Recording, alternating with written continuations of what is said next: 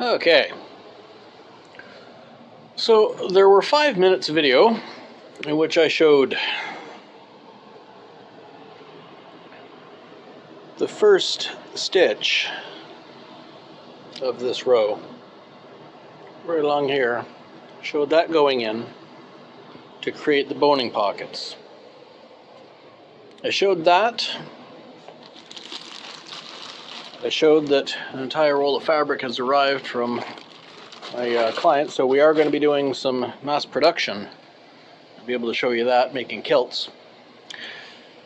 I just have to wait for the sizes to arrive so I know the measurements to build them on. However, I made a horrible mistake. I lost my aspect ratio. Everything was sideways. So that footage got scrapped. Instead of 5 minutes of that, you get a minute of me explaining why these things aren't explained in the video from the beginning. But this being the beginning, it's kind of made up for, so take that as you will. Alright, let's get this measured out and see what happens. Sorry about the noise from the air conditioner if you can hear it, but I don't want to sweat to death.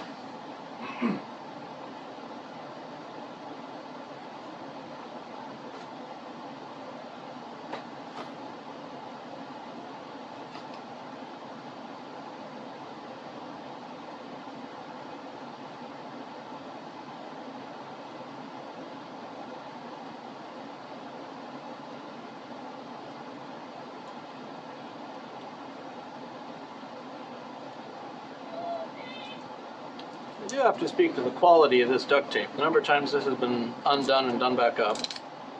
You'd think it wouldn't stick anymore, but it still does. So, good for them.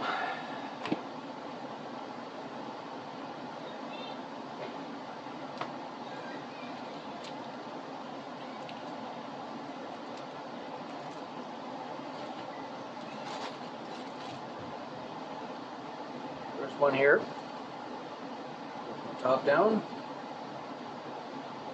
this way and that.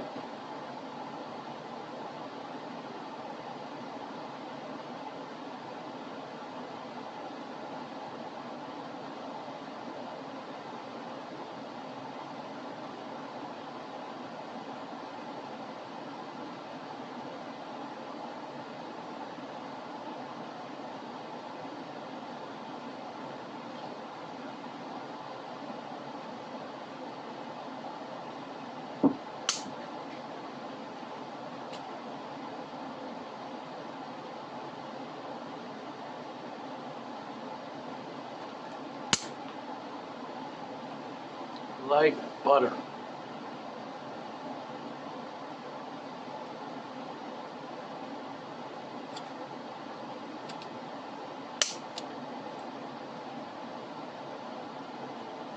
Really liking this double coil stuff. There have been types of boning I've used before that were not nearly as flexible side to side. Flat steel, for example. But this stuff does the job and does it well. Okay, so we got these cut. Just as a refresher, I'll show you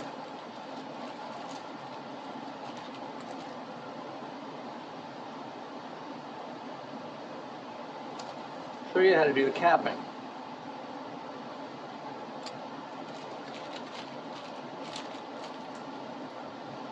Take the cap, slip it over the end.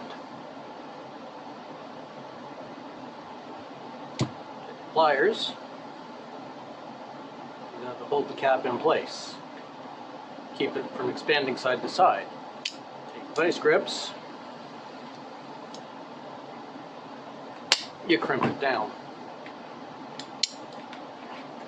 That's it. Doesn't come off. That's all there is to it. So I'll get those finished and then I'll put you back on the sewing machine. Okay, now that we got the boning set up, the cap's on. Put it inside the pocket. In between the two sets of seam allowance there.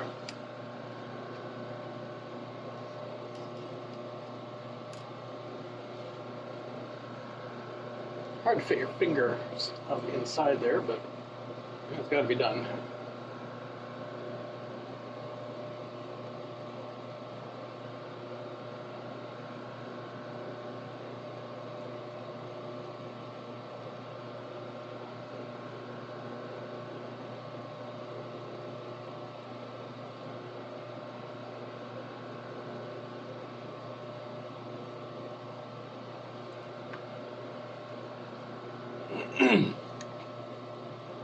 So get it in there, wiggled in place.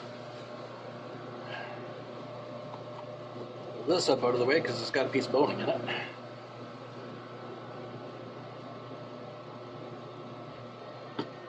Again, we start at the top stitch.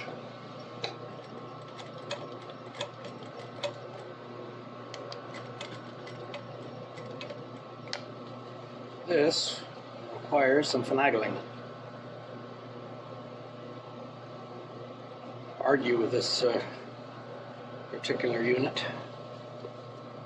Hand up in there. Problem is, if I get my hand up in there, I might not be able to get my hand out of there.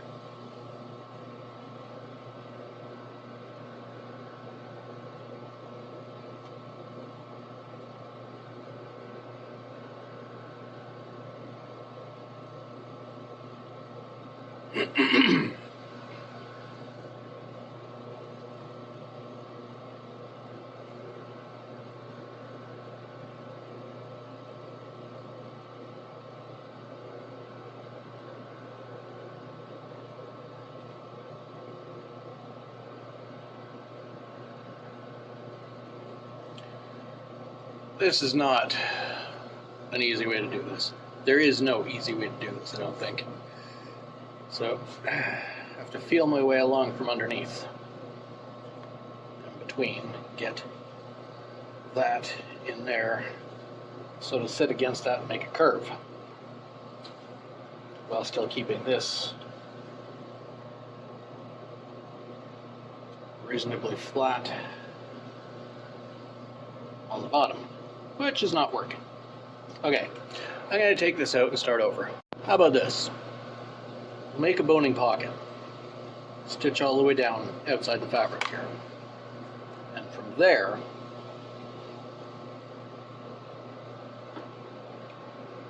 we'll try and slide the boning up into it.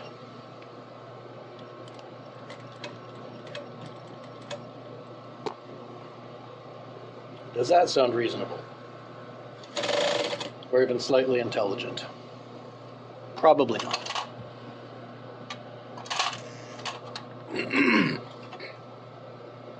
Would the other foot be better for this?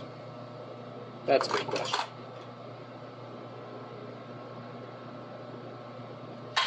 Probably. I've got a few inches in, I'll swap the foot.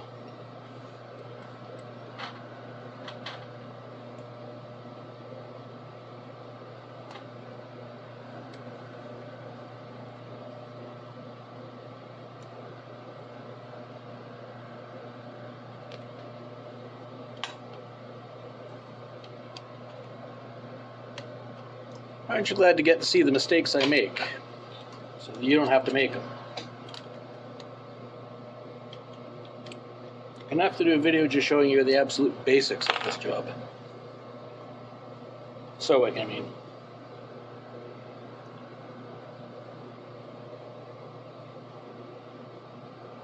Not particularly corsets, but sewing in general.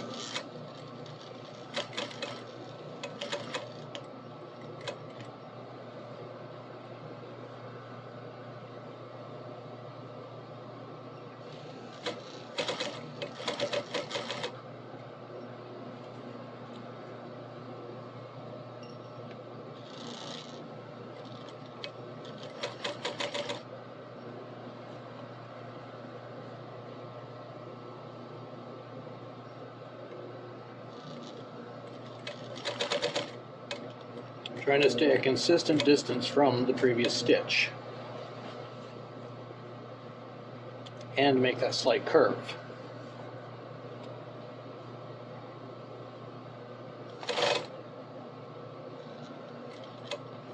and not accidentally lean on the pedal. I don't want to make anything ugly. The main big thing about this is it has to look good. That's a primary concern.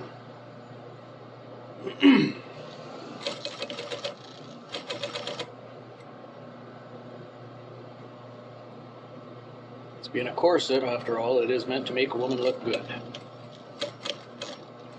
Accentuate her figure.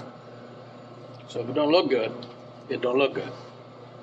Remember, in so many different ways, the better you look, the more you will see.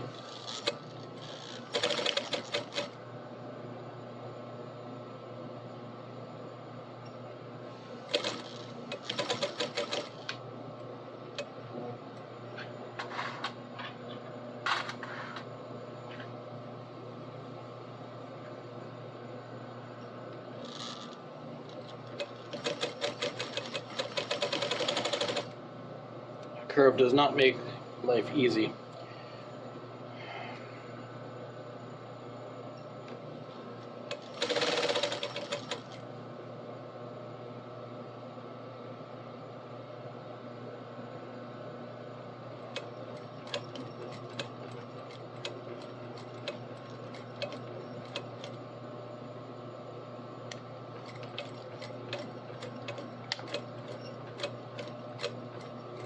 Okay.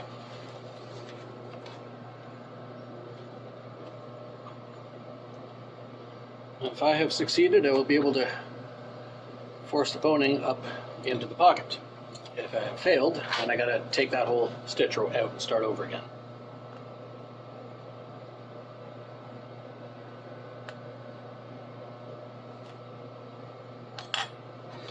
Let's find out.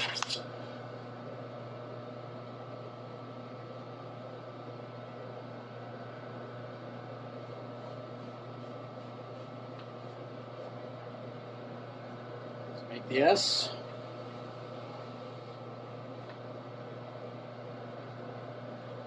It's up into the top corner. Now, switch feet again, and then stitch along the bottom there, and I dropped a bobbin. I'm doing great today.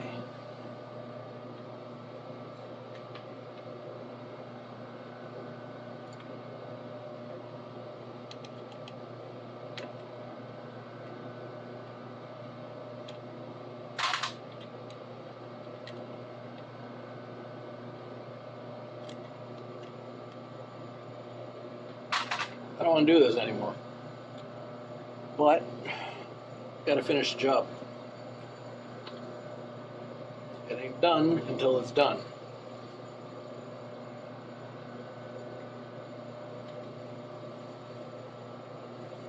Right now, it ain't done.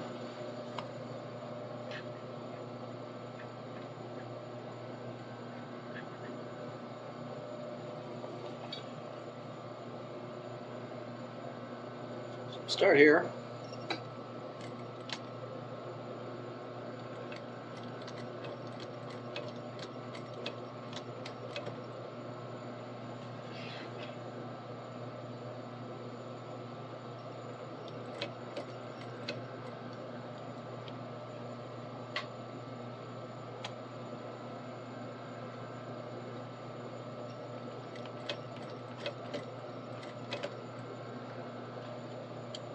You know, it's a difficult situation when I got to do a whole.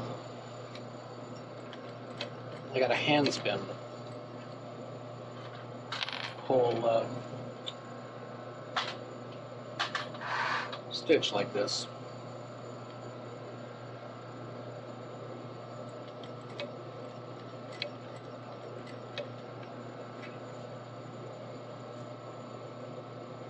Now at least.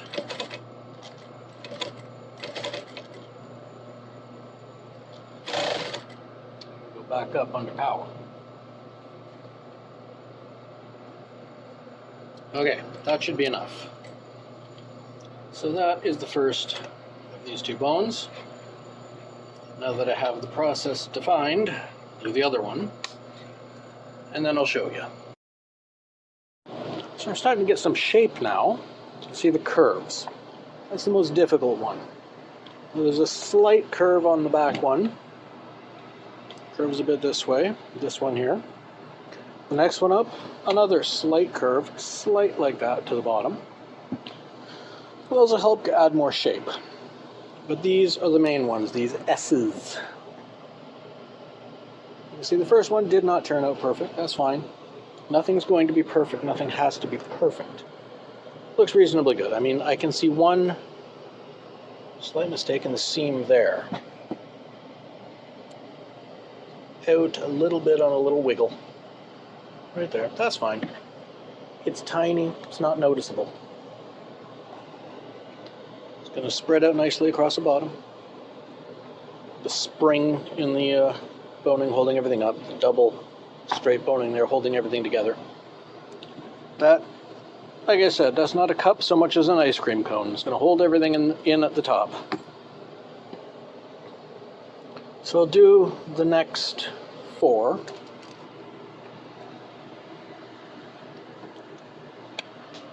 And once everything's done, I'll show you what they look like.